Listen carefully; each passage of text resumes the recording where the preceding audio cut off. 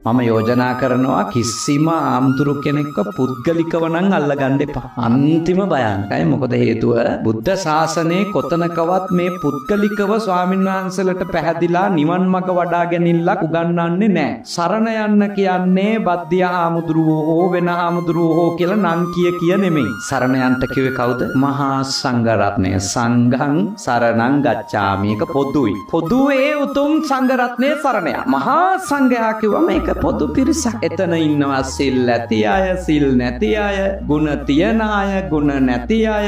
නේද? භාග්‍යවතුන් වහන්සේ දේශනා කරන්නේ මහා සංඝයා නියෝජනය කරනවා තාශාව කණ්ඨකයෝ. කරේ නූල් පොටක් නේ, කහ පාට රෙදි කඩක් ඔය මොකක් හරි තියනවා වෙන්න පුළුවන්. ඒගොල්ලොත් මහා සංඝයා නියෝජනය කරනවා. ඒක අපේ ප්‍රශ්නයක් කරගන්නේ නැහැ. මොකද අපේ ශ්‍රද්ධාව ආරම්භ වෙන්නේ තථාගත ලෞතුරා බුදුරජාණන් වහන්සේගෙන් නිසා. කිසිම කෙනෙක් පුද්ගලිකව ගන්න යන්න එපා. එතකොට වෙන්නේ පැහැදීමට වඩා වැඩි වෙන්නේ මොකක්ද? මේ වගේ කාලවල පැහැදීම් ඇති වෙනවට වඩා කලකිරීම ඇති වෙන්න තියෙන ඉඩකඩ බොහෝම වැඩි. මම යෝජනා කරනවා කිනම් සායනහන්සේගෙන් ධර්ම ශ්‍රවණය කළත් ඔබ පහදින්නට ඕනේ. ඔබේ ශ්‍රද්ධාව ඇති වෙන්න ඕනේ. තථාගත ලෞතුරා බුදු පියාණන් වහන්සේගේ ගුණය ගැන, උතුම් නුවණ ගැන. එතකොට ඉතින් ධර්මය ගැන පැහැදුනා වෙනවා, සංඝ රත්නය ගැන පැහැදුනා වෙනවා.